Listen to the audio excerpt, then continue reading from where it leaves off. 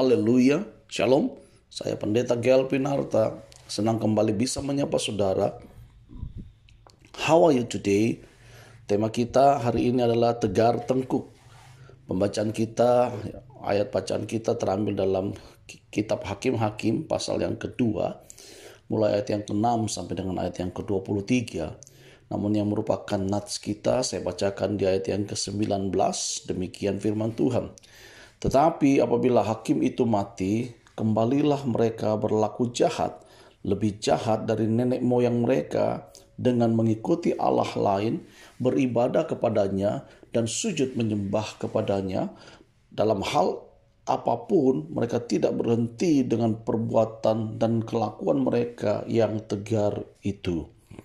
Saudara yang dikasihi oleh Tuhan, menurut legenda, seorang yang bernama Li Bai, dia adalah seorang sastrawan Tiongkok. Dan ketika kecil, dia adalah sosok anak yang pemalas. Dan ketika itu ia menertawakan seorang nenek yang setiap hari menggosok sebatang besi tanpa henti untuk membuat jarum. Betapa bodoh pikir daripada anak ini, saudara. Dan ketika ia bertanya, nenek itu menjawab, memang ini masih batangan besi. Namun kalau aku menggosoknya tiap hari terus menerus, nantinya akan semakin kecil dan menjadi jarum. Begitu juga dengan belajar. Kau harus berusaha, bersusah payah dalam waktu lama sebelum memperoleh hasilnya. Kata nenek itu untuk menyadarkan Li Bai ini, saudara.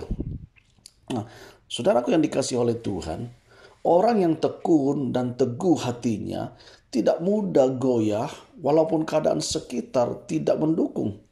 Sayang, orang Israel tidak tekun dan tidak teguh hati dalam mengikuti Tuhan dan firman-Nya. Setelah Yosua mati, hati mereka mudah sekali berubah. Mereka berbalik menyembah Baal dan melupakan Tuhan yang begitu baik kepada mereka. Meskipun demikian, saudara, kasih karunia Tuhan terus bertambah. Dengan sabar, Tuhan mengutus nabi-nabinya untuk menolong mereka. Tetapi begitu nabi itu mati, hati mereka kembali berubah. Mereka gampang terpengaruh untuk kembali berbuat jahat dan melupakan Tuhan. Keadaan ini terus berulang setiap waktu. Saudara yang dikasihi oleh Tuhan, hati kita mudah berubah. Ya, saat ditimpa beban berat, kita ingat untuk mencari pertolongan Tuhan. Tetapi saat perjalanan hidup mulus, secepat kilat juga, hati kita bisa berubah dan merasa tidak lagi membutuhkan Tuhan. Meskipun demikian, saudaraku, Tuhan tetap melimpahkan kasih karunia-Nya dan menolong saudara dan saya.